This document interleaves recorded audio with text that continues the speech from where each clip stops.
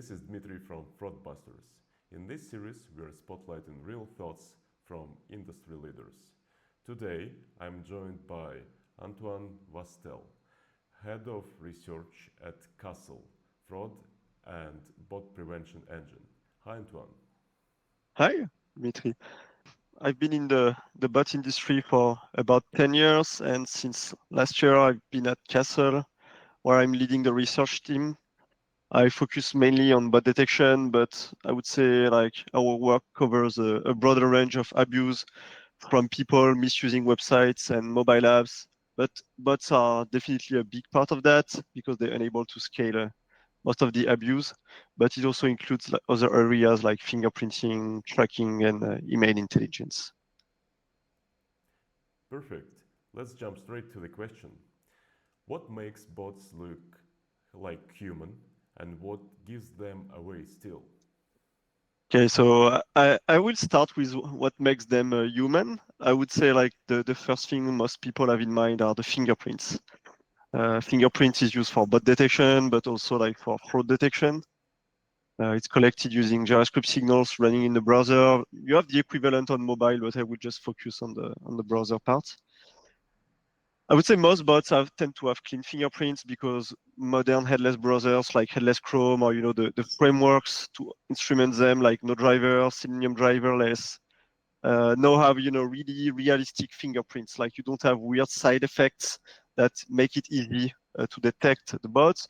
Or when there are side effects, they are often quickly erased by popular bot automation frameworks.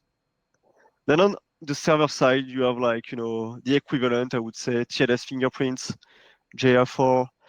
So like some bots don't use, fully automated browsers. They may use like a Python script or Node.js, and, they will lie about their HTTP headers. They will lie about the TLS fingerprint.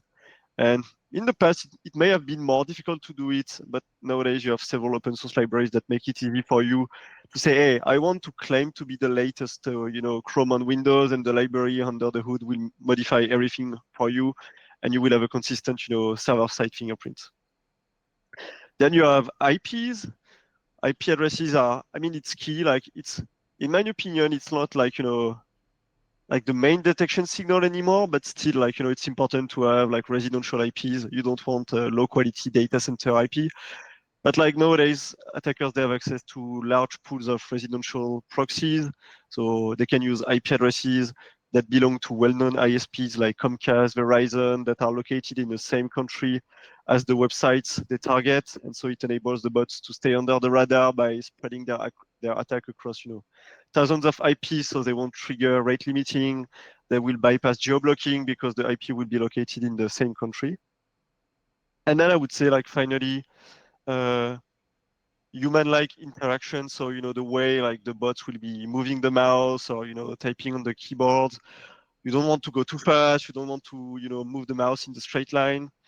So there are libraries that simulate more realistic mouse movements like Ghost Cursor. I'm not saying this is perfect, but still it's significantly better than, moving the mouse in straight line or just teleporting the mouse every time you click somewhere.